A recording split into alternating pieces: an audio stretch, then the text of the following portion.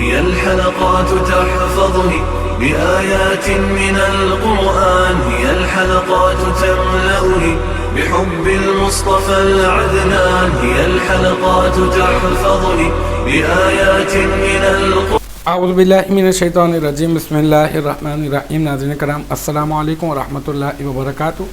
انشاءاللہ تبارک و تعالی آج ہم لوگ پڑھیں گے النحو الکبیر کا سبق نمبر 28، فاعل کا بیان۔ اس سلسلے میں ہم لوگ جو ہے وہ ایک ویڈیو جو ہے وہ بنا چکے ہیں۔ آج جو ہے وہ ہماری یہ دوسری ویڈیو ہوگی، اس میں میں نے آپ کو اس فاعل کی تعریف جو ہے میں نے بتائی تھی کہ فاعل جو ہے وہ ہوتا ہے جو کسی فعل کے بعد یا پھر شبہ فعل کے بعد جو ہے وہ واقع ہوتا ہے۔ شبہ فعل سے مراد اس میں فاعل، اس میں مفعول، صفت مشبہ، مصدر وغیرہ جو ہے، جیسے قام زیدن، تو یہاں پہ زیدن جو ہے وہ فاعل ہے۔ اچھا، اسی طرح سے جو ہے وہ ما قائم زیدن، تو یہاں پہ زیدن جو ہے وہ قائمون کا جو ہے وہ فاعل بن رہا ہے۔ آج کی جو کلاس ہے، آج کی کلاس میں ہم لوگ کیا کرنے والے ہیں؟ آج کی کلاس میں ہم لوگ پڑھیں گے فاعل کے اعراب، کیونکہ ہم تو پڑھ ہی نحو رہے ہیں، اور نحو میں جو سب سے اہم ترین جو اعراب کی بات کی جاتی ہے وہ فاعل کے اوپر تو بات کی جاتی ہے۔ تو اگر ہم سے نحو سیکھنے کے بعد اگر کوئی ہم سے یہ پوچھے کہ بتائیں بھائی فاعل حالت رفعی میں ہوتا ہے یا حالت نصبی میں ہوتا ہے یا حالت جری میں، اور ہم جو ہے وہ چپ ساتھ کر کھڑے ہو جائیں، تو یہ بڑی ایک عجیب سی بات ہوگی کہ وہ کہے گا بھائی نحو پڑھ رہے ہے اور نحو پڑھنے کے بعد تمہیں فاعل کے اعراب جو ہے وہ نہیں معلوم ہے۔ تو فاعل کے اعراب جو ہے وہ آج ہمارا موضوع ہوگا، ہم لوگ فاعل کے اعراب پڑھیں گے۔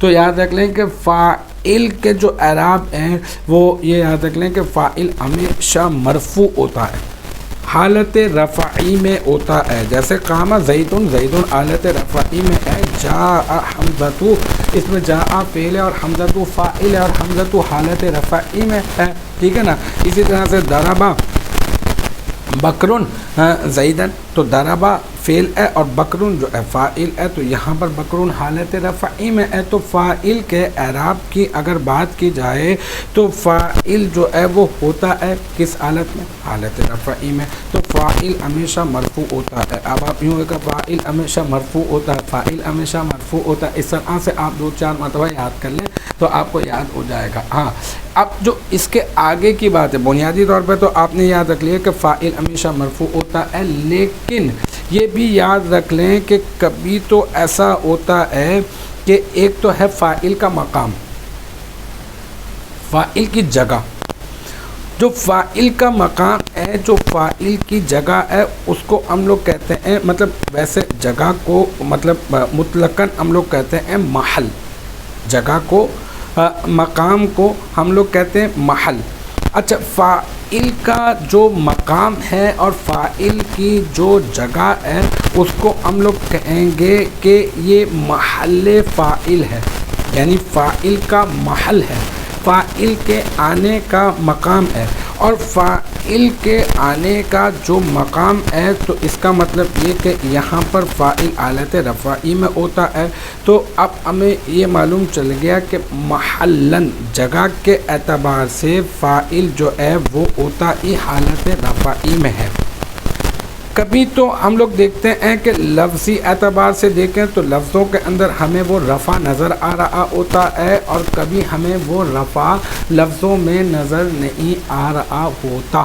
تو اگر وہ رفع آپ کو لفظوں میں نظر آ رہا ہو تو آپ سمجھ لیں کہ یہاں پر جو اعراب ہیں وہ لفظی طور پر جاری ہوئے ہیں، اور اگر وہ رفع آپ کو لفظوں میں نظر نہ آ رہا ہو تو سمجھ لیں کہ محلی طور پر جگہ کے اعتبار سے جو ہے وہ واقع ہوئے ہیں، لیکن حقیقت میں جو ہے فاعل ہمیشہ مرفوع ہی ہوتا ہے۔ اب یہاں پہ یہ کہہ رہے ہیں کہ یہ رفع جو ہے وہ کبھی لفظی ہوتا ہے اور کبھی لفظی نہیں ہوتا ہے۔ تو محلی اعراب، محلی اعراب محل کے اعتبار سے، محل کیا ہوتا ہے؟ محل جگہ ہوتی ہے، مقام۔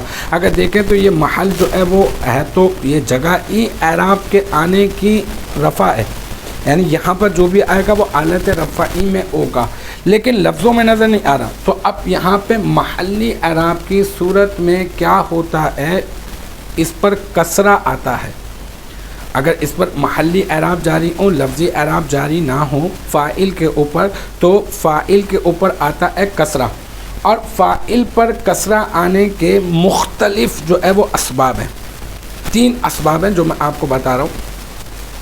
فاعل پر کسرہ آنے کا سب سے پہلا سبب، فاعل ہمیشہ مرفوع ہوتا ہے. اچھا، یہ جو رفع ہے کبھی لفظی طور پر ہوتا ہے، کبھی محلی طور پر ہوتا ہے. اگر لفظوں میں نہ ہو تو محلی طور پر تو ہوگا، اور محلی اعراب جو ہے وہ اس کے اوپر جو جاری ہوتے ہیں وہ اس کے اوپر کسرہ آتا ہے. اب کسرہ آنے کے مختلف اسباب ہوتے ہیں. ان مختلف اسباب میں کسرہ آنے کا سب سے پہلا سبب کیا ہے؟ دیکھیں، یہ یاد رکھ لیں کہ جب پہلا سبب فاعل پر کسرہ آنے کا، فاعل کا حالت جری میں ہونے کا سب سے پہلا سبب یہ ہے کہ جب یہ مصدر کا فاعل واقع ہو رہا ہو. مصدر کا بھی تو فاعل ہوتا ہے نا، ہم نے تعریف میں پڑھا تھا کہ مصدر کے بعد جو واقع ہوتا ہے وہ بھی فاعل ہوتا ہے. ٹھیک ہے، تو یہاں پر یہ یاد رکھ لیں کہ فاعل پر کسرہ آنے کا پہلا سبب جب یہ مصدر کا فاعل واقع ہو رہا ہو. جیسے کہ یہ مثال لے لیں آپ نا، اکرام المرء اباہ فرض علیہ. یہاں پر دیکھیں یہ اکرام کیا ہے؟ اکرام مصدر ہے، اور المرئی کیا ہے؟ یہ المرئی جو ہے وہ اصل میں ہے تو دیکھیں تو مضاف مضافل ہے. اکرام مضاف ہے، المرئی مضافل ہے، اور مضاف اپنے مضافل سے مل کر مرکب اضافی ہو رہا ہے. لیکن ہم کہیں گے یہاں پر یہ اکرام مضاف ہے اور المرئی مضاف الیہ فاعل ہے. مضاف الیہ بھی ہے اور مضاف الیہ فاعل ہے. اور مضاف الیہ ہونے کی وجہ سے، کیونکہ یہ مضاف الیہ ہونے کی وجہ سے اس کے اوپر کیا اعراب جاری ہوئے؟ کسرہ. تو لفظی طور پر تو اس کے اوپر کسرہ نظر آ رہا ہے، لیکن یہ فاعل ہے، اور فاعل جو ہے وہ ہمیشہ مرفوع ہوتا ہے. تو محلی اعتبار سے ہم یہ کہیں گے کہ یہ جو ہے وہ حالت رفعی میں ہے، لیکن جو ہے وہ لفظی طور پر یہاں پر جو ہے محلی طور پر جو ہے وہ ہم لوگ یہ کہیں گے کہ یہ جو ہے وہ ہے حالت رفعی میں، کیونکہ فاعل ہمیشہ مرفوع ہوتا ہے. لیکن یہاں پر یہ جو ہے یہ مصدر کا فاعل واقع ہو رہا ہے، اس وجہ سے اس کے اوپر جو ہے وہ کسرہ آیا ہے. تو اکرام المرء اباہ فرض علیہ، اس مثال میں المرئی دیکھیں میں نے علیحدہ سے نکال کر جو ہے وہ اس کو رکھ دیا ہے. اکرام المرئی اباہ فرض علیہ کا ترجمہ بھی جو ہے وہ میں نے لکھ دیا ہے. اس کا ترجمہ ہے مرد کا اپنے باپ کی تعظیم کرنا اس پر فرض قرار دیا گیا ہے. اللہ اکبر. مرد کا اپنے باپ کی تعظیم کرنا جو ہے وہ اس کے اوپر فرض قرار دیا گیا. تو بہرحال ابھی ہم لوگ اور نہیں پڑھ رہے کچھ، ابھی ہم لوگ صرف اور صرف فاعل کے اعراب کے اوپر جو ہے وہ بات کر رہے ہیں. تو فاعل کے اعراب کی جو ہے وہ کسرہ آنے کی دوسری صورت کیا ہے یہ دیکھیں. باقی اوپر والے جو وہ تھے کالمز اور اوپر والے جو بریکٹس تھے اس کے اندر تو میں نے گولی والی چیز لکھ دی. آگے اب دیکھ لیں آپ، فاعل پر کسرہ آنے کا دوسرا سبب کیا ہو سکتا ہے؟ جب فاعل سے پہلے من حرف جر ہو. جیسے کہ ما جاءنا من احد. اب جاء فعل ہے، نا جو ہے وہ مفعول ہے، اور من حرف جر ہے، اور احد فاعل ہے، اور احد فاعل ہے، اور احد فاعل سے پہلے جو ہے وہ من آ گیا. تو لہٰذا اب احد جو ہے وہ حالت جری میں نظر تو آ رہا ہے، لیکن محلی اعتبار سے یہ حالت رفعی میں ہی ہے. تو کسرہ آنے کا دوسرا جو سبب ہے وہ میں نے آپ کو بتا دیا. ما جاءنا من احد، اس کا ترجمہ بھی یہاں لکھا، ہمارے پاس کوئی بھی نہیں آیا. اچھا، اب کہتے ہیں فاعل پر کسرہ آنے کا تیسرا سبب. ابھی میں نے من حرف جر کی بات کی، اب یہاں پہ کہہ رہے ہیں کہ جب اس سے پہلے با حرف جر ہو، من حرف جر نہیں بلکہ با حرف جر ہو. جیسے کفا باللہ شہیدہ. اب یہاں پہ دیکھیں کفا یہ فعل ہے، با حرف جر ہے، اللہ جو ہے وہ اس کا فاعل ہے نا، ہے تو مجرور بھی نا، اور مجرور ہونے کی وجہ سے حالت جری میں ہے. اللہ اس میں جلالت، اور ویسے محل کے اعتبار سے جو ہے یہ کیا ہے، یہ فاعل بن رہا ہے اور حالت رفعی میں. تو کفا باللہ شہیدہ، اللہ عز و جل از روئے گواہ کافی ہے. تو یہ ہے کہ آپ نے آج کی اس کلاس میں فاعل کے اعراب کو سمجھا. فاعل ہمیشہ مرفوع ہوتا ہے لیکن کبھی اس پر جو ہے وہ کسرہ بھی آتا ہے, اور کسرہ آنے کے مختلف 3 جو ہیں وہ اسباب ہوتے ہیں. جب یہ مصدر کا فاعل بن رہا ہو, یہاں پہ اس سے پہلے من حرف جر آ جائے یا اس سے پہلے وا حرف جر آ جائے. تو مجھے امید ہے کہ یہاں تک کی جو بات ہے وہ آپ کی سمجھ میں آ گئی ہوگی.